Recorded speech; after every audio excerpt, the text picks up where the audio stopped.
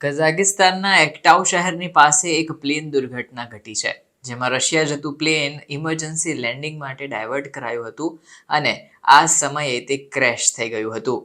આ plane runway ઉપર ઉતર્યું કે તરત જ એમાં આગ ફાટી ગઈ હતી, જેમાં કુલ 70 જેટલા યાત્રીઓ સવાર હતા, જેમાંથી 20 લોકોના જીવ બચાવી લેવાયા હતા, જ્યારે 40થી વધુના મોત નીપજ્યા હોવાના મીડિયા અહેવાલો મળી રહ્યા છે. કઝાકિસ્તાનની સરકારના જણાવ્યા પ્રમાણે આ દુર્ઘટના એકટાઉ એરપોર્ટ પાસે બની હતી. આ પ્લેન અઝરબૈજાન એરલાઇન્સનું હતું, જે રશિયાના ગ્રોઝની શહેર જઈ રહ્યું હતું.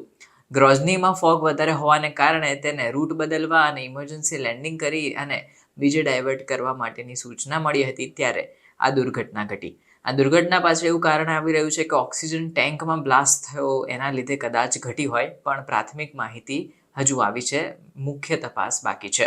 અઝરબૈજાન એરલાઇન્સનું આ વિમાન ફ્લાઇટ નંબર J28243 એમ્બ્રેર 190 મોડલનું હતું. તે રશિયાના ચેચનિયાની રાજધાની બાકુથી ગ્રોઝની જઈ રહી હતી.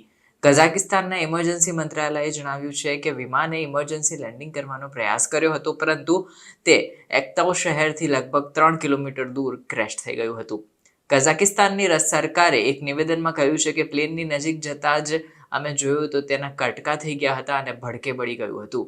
આમાં બચાવ દળો પણ આગ પર કાબૂ કરવા માટેના પ્રયત્નો કરી રહ્યા હતા. જો કે આ ઘટના કેવી રીતે બની એની પ્રાથમિક માહિતી તો સામે આવી છે, પણ એક્ઝેક્ટ શું કારણ હતું એ વધુ તપાસ બાદ સામે આવશે.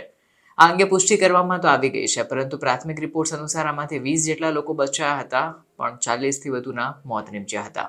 આ ફ્લાઇટમાં 67 પેસેન્જર્સ અને 5 ક્રૂ મેમ્બર્સ સામેલ હતા. આ પ્લેન દુર્ઘટનાગ્રસ્ત થયું ત્યાર પછી સોશિયલ મીડિયા ઉપર પણ આનો દર્દનાક વિડીયો સામે આવ્યો છે, જેમાં પ્લેન ક્રેશ થઈ રહ્યું છે ત્યાંથી લઈને જમીન ઉપર પટકાઈ જતું હોય એમ પણ જોવા મળ્યું હતું. બાદમાં આખા પ્લેનમાં આગની જ્વાળાઓ જોવા મળી હતી અને ઇમરજન્સી એરપોર્ટમાં જે સ્ટાફ હતો તે પ્લેન પાસે દોડી આવ્યો હતો અને બચાવ કામગીરી શરૂ કરી હતી.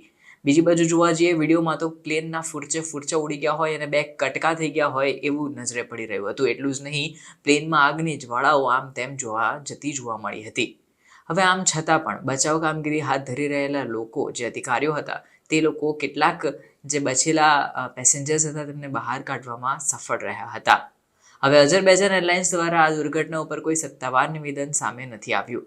જો કે કેટલાક રિપોર્ટ્સમાં પુષ્ટિ કરવામાં આવી છે કે આ દુર્ઘટનામાં 20 પેસેન્જર્સ બચી શક્યા છે અને આનું કારણ જે છે તે ઓક્સિજન ટેન્ક પહેલું ફાટ્યું હોય એના પછી આ દુર્ઘટના બની હોય એવું પ્રાથમિક માહિતી આવી છે.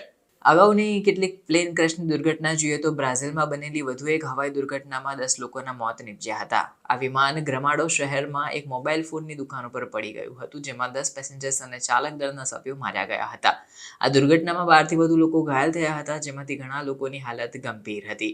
એટલે કે અત્યારે પ્લેન દુર્ઘટનાઓની કિસ્સાઓ સતત વધી રહ્યા છે.